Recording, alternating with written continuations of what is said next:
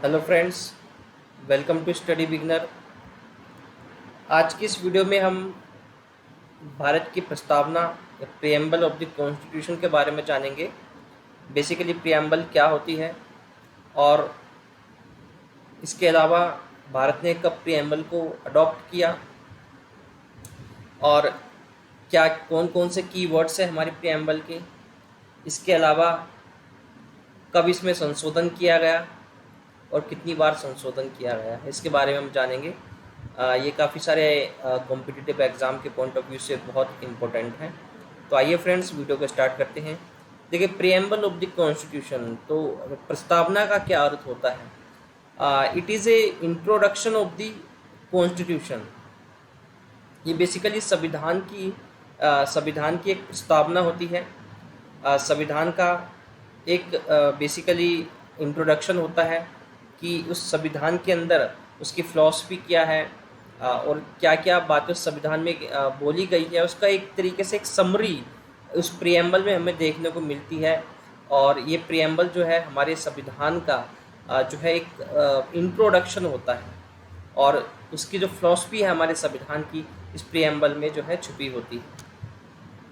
देखिए, हम जैसा कि हम जानते हैं कि फर्स्ट रिटन कॉन्स्टिट्यूशन यूएसए में बनाया गया था और वहीं पे सबसे पहले प्रियम्बल को जो है ऐड किया गया था संविधान के अंदर। और बाकी के जो कॉन्स्टिट्यूशन है या कंट्रीज़ हैं उन्होंने यूएसए के पैटर्न को फॉलो किया। जो भी रिटन कॉन्स्टिट्यूशन जहाँ भी होता है वहाँ पर बेसिकली एक प्रियम्बल ज़रूर होती है। भारत की बात करें तो भारत की कॉन्स्टिट्यूशन असेंबली में एक ऑब्जेक्टिव रेजोल्यूशन आया था 13 दिसंबर 1946 को। ये बहुत इम्पोर्टेंट है कि जो ऑब्जेक्टिव रेजोल्यूशन है या उद्देश्य का प्रस्ताव है वो संविधान सभा में कब लाई गई। वो लाई गई 13 दिसंबर 1946 को। और यही हमारी प्रियम्बल या कहीं यही हमारी प्रस्तावना का जो है आधार बना था। ये जे.एल. नेहरू के द्वारा जो है संविधान सभा में पेश की गई थी और इसको हमने अडॉप्ट किया था 22 जनवरी 1947। ठीक है, तो बेसिकली जो हमारा जो प्रियम्बल है वो बेसिकली ऑब्जेक्टिव रेजोल्यूशन पे बेस है जो कि 13 दिसंबर 1946 को जो है संविधान में लाया गया था।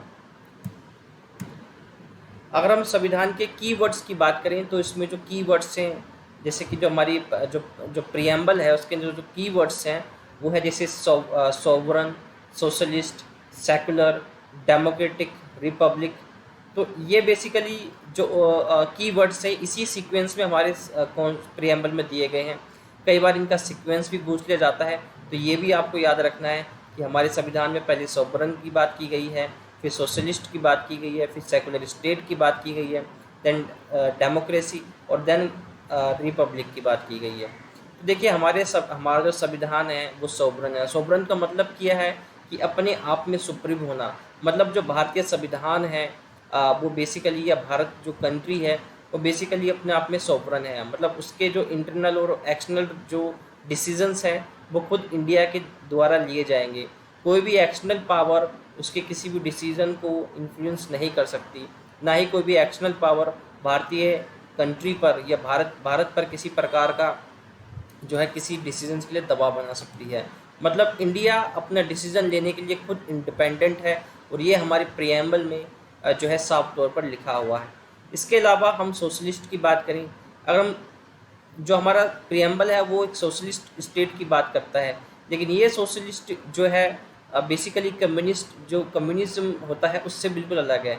हमारा सोशलिस्ट डेमोक्रेटिक सोशलिज्म पे डेमोक्रेटिक सोशलिज्म को जो है बढ़ावा देता है, जहाँ पर बेसिकली राज्य है जो है कुछ वेलफेयर काम करता है अपनी कंट्री के लिए, जहाँ पर प्राइवेट और पब्लिक प्रॉपर्टी दोनों ही जो है एग्जिस्ट करती हैं। जबकि कम्युनिस्ट में हम क्या देखते हैं कि सिर्फ और सिर्फ पब्लिक प्रॉपर्टी या कहें जो सरकार के अधीन प्रॉपर्टी है वही एग्जिस्ट करती है, प्राइवेट प्रॉपर्टी को पूरी तरीके से जो है ख़त्म कर दिया जाता है। लेकिन भारत का सोशलिस्ट एक डेमोक्रेटिक सोशलिस्ट है। यहाँ पर प्राइवेट प्रॉपर्टी और जो पब्लिक प्रॉपर्टी है या राज्य के अधीन जो प्रॉपर्टी है दोनों ही साथ मिलकर काम करती है, जिसको हम मिक्स्ड इकोनॉमी भी कहते हैं। अब तीसरा हमारा जो प्रियम्बल है हमारे संविधान को सेकुलर घोषित करता है, सेकुलर कंट्री डिक्लेयर करता है। तो भारत का जो सेकुलरिज्म है वो बेसिकली नेगेटिव ना होकर पॉजिटिव है।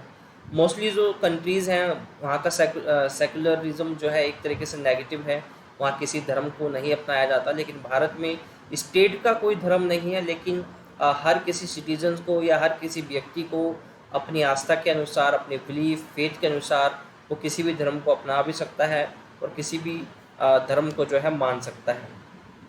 इसके अलावा हमारा संविधान, हमारी जो प्रेम्बल है वो हमारे संविधान को जो है डेमोक्रेटिक डिक्लेयर करती है। मतलब जो हमारा शासन होगा वो इनडायरेक्ट डेमोक्रेसी की, एक डायरेक्ट डेमोक्रेसी होती है जिसमें जनता जो है सीधा पार्टिसिपेट करती है। लेकिन आज के समय पे डायरेक्ट डेमोक्रेसी बहुत कम देखने को मिलती है, स्विट्ज़रलैंड में देखने को मिलती है।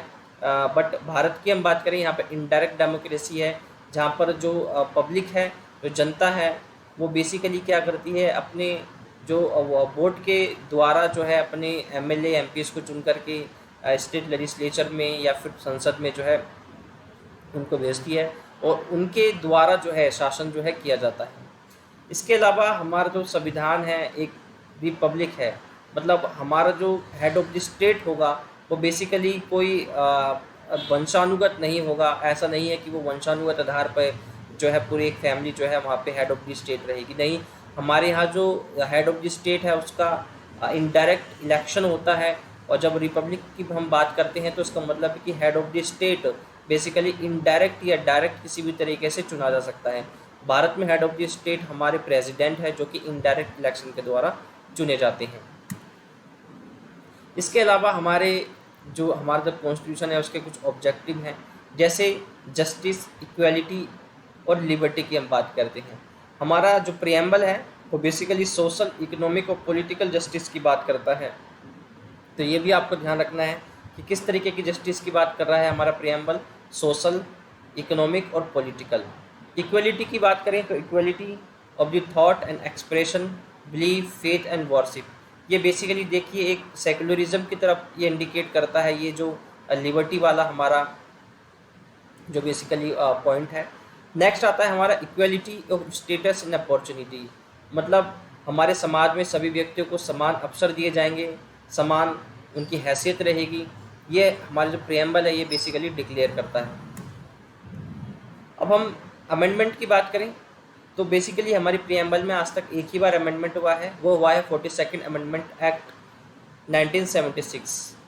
1976 में एक बार अमेंडमेंट हुआ, 42वां संविधान संशोधन, जिसमें हमने सोशलिस्ट शब्द, सेकुलर शब्द और इंटीग्रिटी शब्द को जो है इंक्लूड किया हमारी प्रियम्बल में।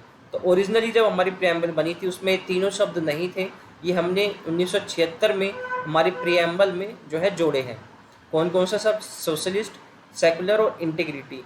ये कई बार पूछा भी जाता है कि 42वें संविधान संशोधन द्वारा हमारी जो प्रस्तावना है उसमें कौन कौन से शब्द जो है शामिल किए गए थे। वो थे सोशलिस्ट, सेकुलर और इंटीग्रिटी। और इसके अलावा जो हमारा जो प्रियम्बल है वो कॉन्स्टिट्यूशन का पार्ट है। जो हमारी जो प्रियम्बल है वो कॉन्स्टिट्यूशन का पार्ट है। ये भी केस मनन भारती जो है केस में कहा गया। इसके अलावा ये भी कहा गया क्योंकि ये कॉन्स्टिट्यूशन का भाग है इसलिए इसमें भी अमेंडमेंट किया जा सकता है। तो सुप्रीम कोर्ट ने ये कहा कि ये एक तो कॉन्स्टिट्यूशन का पार्ट है क्योंकि ये भी उसी समय बनाया गया था जब हमारा संविधान बना था, इसलिए कॉन्स्टिट्यूशन का पार्ट है। और जिस तरीके से हमारे संविधान के बाकी के प्रावधान अमेंडमेंट किए जा सकते हैं, इसी तरीके से जो प्रियम्बल है उसको भी अमेंडमेंट किया जा सकता है। लेकिन किसी भी तरीके का अमेंडमेंट करते समय उसका जो बेसिक स्ट्रक्चर है उसको ख़त्म नहीं किया जा सकता। बेसिक स्ट्रक्चर मीन्स कि हम अगर इसमें से हम सवरन शब्द को निकाल दें या सोशलिस्ट शब्द या डेमोक्रेटिक शब्द को निकाल दें तो बेसिकली इससे क्या होगा, हमारा जो बेसिक स्ट्रक्चर है, भारत का जो बेसिक स्ट्रक्चर है, जो संविधान है, वो पूरी तरीके से ख़त्म हो जाएगा। इसलिए हम इस तरीके के शब्द, चाहे वो सवरन हो, चाहे डेमोक्रेटिक हो या रिपब्लिक हो, ऐसे शब्दों को जो है हमारे कॉन्स्टिट्यूशन में अमेंडमेंट नहीं कर सकते। तो यही हमारे बेसिक स्ट्रक्चर होते हैं। तो ये अगर वीडियो आपको पसंद आई हो तो आप इसे लाइक करिएगा, शेयर करिएगा। ये जो टॉपिक है बहुत इम्पोर्टेंट है, इसलिए मैंने इस टॉपिक पे एक वीडियो बनाया है। कई सारे कॉम्पिटिटिव एग्ज़ाम में इससे क्वेश्चन पूछे जाते हैं। तो इस वीडियो को आप ध्यान से देखिएगा। इसका आप स्क्रीनशॉट ले सकते हैं, इसकी PDFs का, और इसकी PDF बना सकते हैं, और कॉम्पिटिटिव एग्ज़ाम के हिसाब से बहुत ज़्यादा इम्पोर्टेंट है। तो फ्रेंड्स, वीडियो को सब्सक्राइब करिए, लाइक कीजिए और शेयर कीजिए। Thank you for watching my video.